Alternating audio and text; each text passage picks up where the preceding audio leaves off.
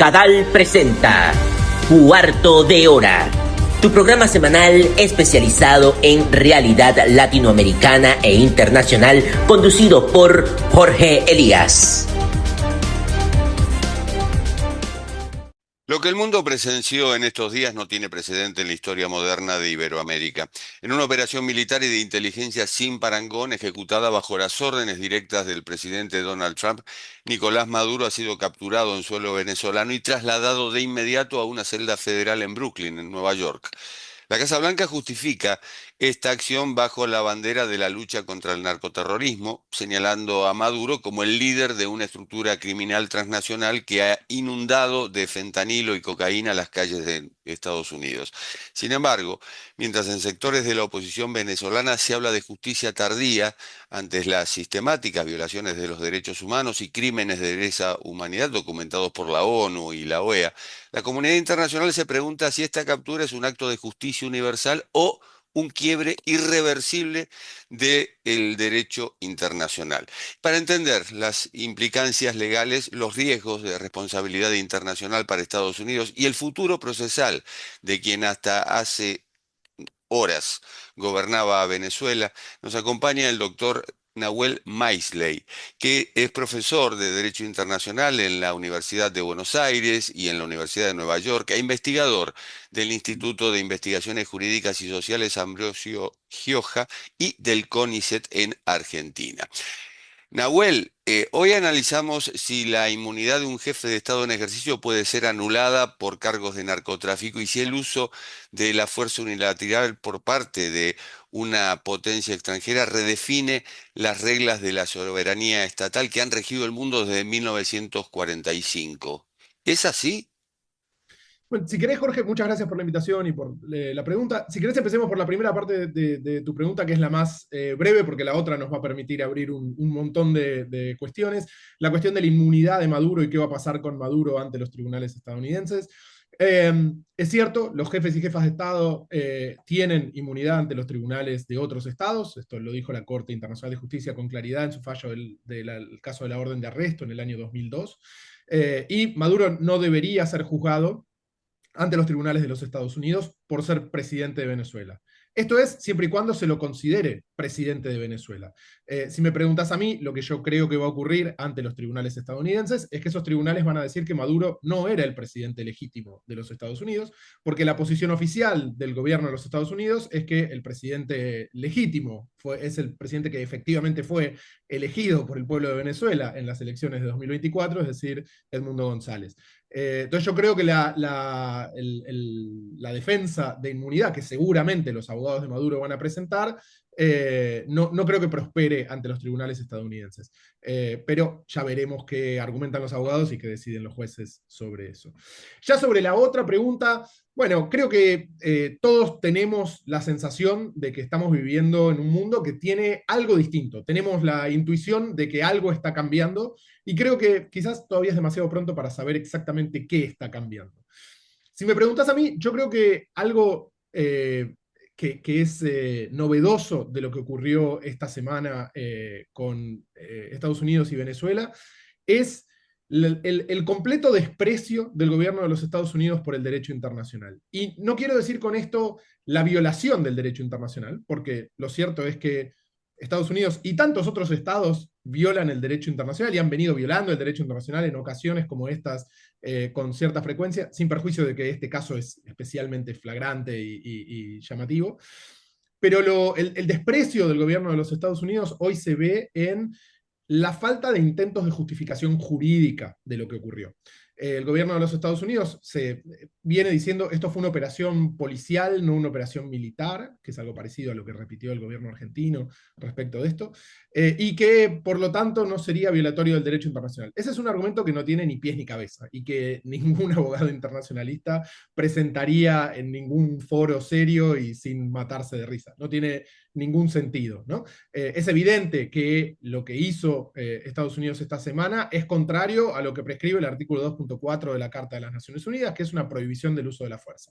En todo caso, lo que Estados Unidos tiene que hacer es intentar explicar por qué esto se incluye dentro de alguna de las excepciones a esa prohibición del uso de la fuerza. Pero lo llamativo de todo esto, si querés después nos metemos en las discusiones más chiquitas acerca de cuáles serían esas excepciones y cómo podría hacerlo, pero lo notable, lo novedoso de, si querés, esta era Trump de las relaciones internacionales, es que ni lo intentaron. Trump empezó a hablar del petróleo, de los intereses de Estados Unidos, la doctrina de seguridad nacional, que habla de este es nuestro hemisferio, va por ese lado y no por el lado jurídico. ¿Perdió Maduro su inmunidad al ser señalado como dictador ilegítimo después de las elecciones de 2024? Bueno, esa es una pregunta compleja incluso en términos jurídicos, porque el derecho internacional no tiene reglas demasiado estables para determinar quién es el presidente de un Estado. En general, las normas de derecho internacional lo que hacen es remitir al derecho interno para identificar quién es el legítimo gobernante de un Estado. Y esa remisión Mm. al derecho interno complejiza la cuestión, porque bueno, es una pregunta genuinamente compleja. ¿Quién es el presidente de Venezuela? Hay alguien que ganó una elección, otro que la perdió, pero hay alguien que efectivamente tiene el poder y otro que no. ¿Cómo responder a esa pregunta? Es complejo. Si me preguntas, hay toda una historia detrás de eso, ¿no? En la visión tradicional del derecho internacional hay un fallo de principios del siglo XX, el fallo Tinoco, del arbitraje Tinoco, un caso de Costa Rica de la década del 20, que hacía énfasis en la idea del control efectivo. Presidente es quien tiene el control efectivo. Y hay una tradición oscilante de los estados de reconocer como presidente a quien tiene el control efectivo. Pero lo cierto es que la normativa, sobre todo en las Américas, respecto a esta cuestión, ha ido, digamos, girando hacia el lado de la democracia. Los gobiernos en las Américas han tendido a dar reconocimiento a aquellos gobiernos que efectivamente fueron elegidos democráticamente. Y toda la normativa interamericana sobre democracia, desde la Carta de la OEA de 1948 en adelante hasta la Carta Democrática Interamericana del año 2001, sugiere un compromiso muy fuerte con la democracia. Entonces, debería reconocerse como presidente aquel que fue efectivamente elegido. Pero eso tiene dificultades también, porque, bueno, lo vimos Ujú. con el caso de Guaidó hace unos años, ¿no? Claro. Y en términos legales, ¿podemos calificar esta operación como una detención legal amparada en la lucha antiterrorista o inclusive antinarcoterrorista, como se llama en Estados Unidos, o estamos ante un secuestro internacional como denuncia la defensa de Maduro? Depende de qué orden jurídico estemos hablando. Desde el orden jurídico de los Estados Unidos, es posible que esto sea totalmente lícito, ¿no? Hay un juez estadounidense que está llevando una causa en la que tiene pruebas y dice, detengan a ese señor que está sospechado de haber cometido estos crímenes. Desde el orden jurídico internacional esto es completamente ilegal, ¿no? Yo creo que es evidente que un Estado no puede meterse en el territorio de otro Estado para sacar a una persona aunque un juez propio lo haya determinado. Ayer escuchaba a la ex ministra de Seguridad argentina que mencionaba el ejemplo del caso de la FIFA, ¿no?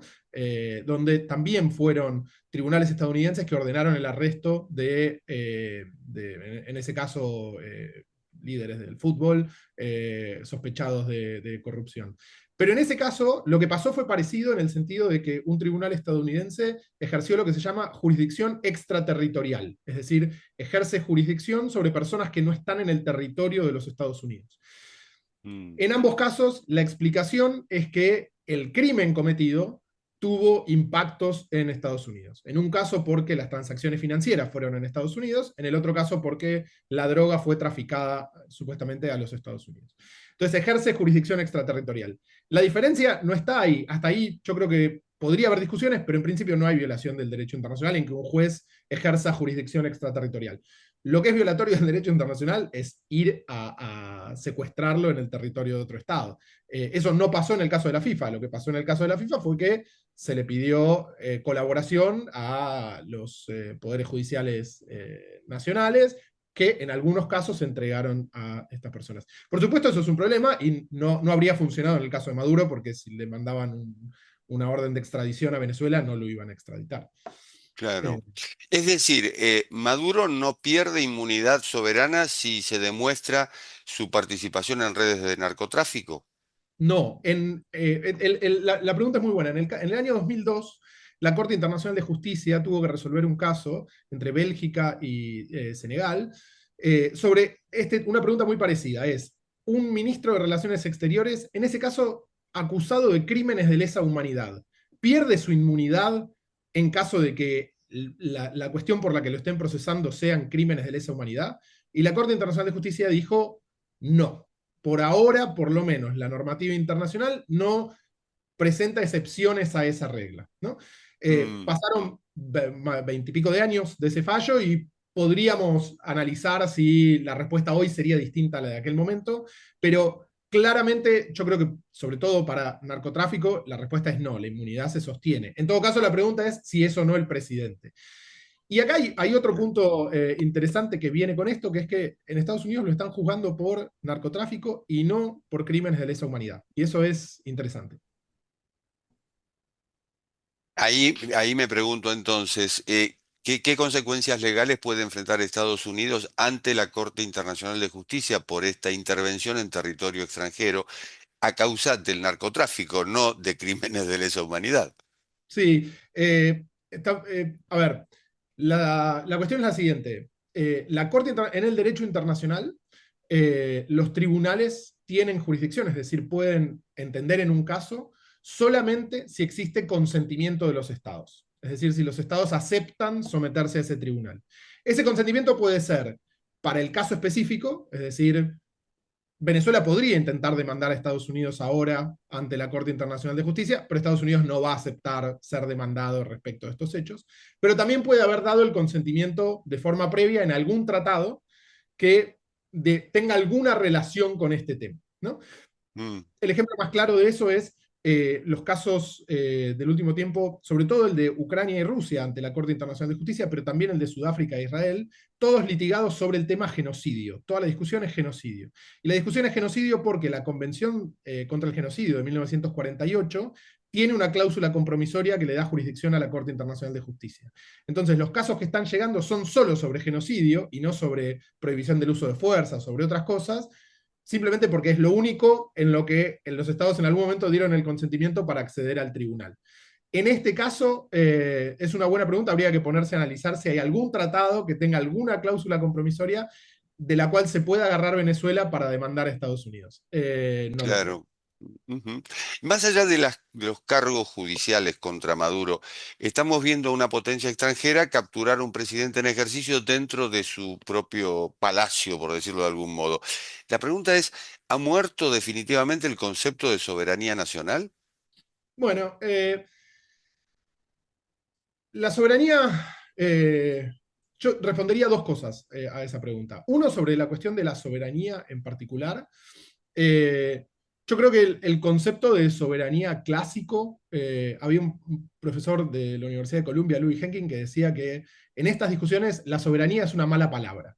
Es una mala palabra porque embarra más de lo que ayuda, no nos dice demasiado, ¿no? ¿Qué quiere decir soberanía? ¿Soberanía de quién? ¿Qué quiere decir soberanía cuando tenemos, por ejemplo, como en este caso, un dictador sanguinario con presos políticos, con un régimen que pierde elecciones y que no entrega el poder? ¿Qué queremos decir con soberanía en este caso? Lo interesante me parece es, más que la discusión esa, es la discusión acerca de si el derecho internacional sigue limitando de algún modo a los estados o no. Y ahí yo creo que hay dos formas de verlo. Una es el vaso medio lleno y la otra es el vaso medio vacío. El vaso medio vacío es, bueno, Estados Unidos sabía que esto no se podía hacer y lo hizo de todos modos. Y entonces parecería que el derecho internacional no limitó de ningún modo la conducta de los Estados Unidos. El vaso medio lleno es, bueno, para hacer una operación militar en Sudamérica no eligieron cualquier Estado. Fueron a elegir el régimen más deslegitimado, en una situación bastante extrema. Incluso toda la conversación actual sobre Groenlandia, sobre Canadá, sobre Colombia, sobre México. Bueno, hay que ver si algo de eso, si la sangre llega al río en alguno de esos casos. El hecho de que la sangre haya llegado al río en el caso más extremo, como es el de Venezuela, en términos de falta de legitimación, de legitimidad, eh, yo creo que sugiere que, como mínimo, el derecho internacional sigue siendo algo que hace pensar dos veces a los jefes y jefas de Estado antes de llevar adelante operaciones de esta naturaleza. Una pregunta que quizá escapa a lo jurídico, y es si la justificación es el narcotráfico. La pregunta vendría a ser, ¿por qué el gobierno de Estados Unidos permite que el mismo sistema, encabezado ahora por Delcy Rodríguez, siga en el poder? Esa es una excelente pregunta. Hasta donde tengo entendido, no soy experto en estos temas, pero creo que Diosdado Cabello también está procesado en la misma causa y sigue siendo el ministro de Defensa, de Del Seguridad. Interior, y Vladimir Padrino, ministro de Defensa, y Saab, fiscal, en fin, siguen los mismos. Descabezaron al régimen, pero, pero realmente sigue el mismo sistema. Por eso la pregunta es hasta qué punto esto puede influir también en, bueno, en una decisión judicial en este caso, si es que influye. Sí, no lo sé. El otro día leí una entrevista a Marco Rubio que le preguntaban esto, por qué a uno sí, al otro no, y dijo, bueno, es lo que pudimos hacer por ahora, tomar a Sí, uno. es una transición de poder duro a poder blando cuando haya legitimidad democrática o elecciones, y retorne el poder civil, porque hoy es poder militar lo que hay en Venezuela. Nahuel, muchas gracias por tu tiempo, ha sido un gusto realmente. Igualmente, muchas gracias. Gracias. Y esto ha sido Cuarto de Hora, el programa de Cadal TV que se retransmite por el canal E de Buenos Aires. Nos reencontramos en la próxima. Chao. Cuarto de Hora, tu programa sobre realidad latinoamericana e internacional, conducido por Jorge Elías, es una producción de Cadal, quien te invita a formar parte de nuestra comunidad global a favor de los derechos humanos y la solidaridad democrática internacional, donando a través de www.cadal.org. Brinda tu apoyo a favor de la causa de un mundo mejor sin dictaduras.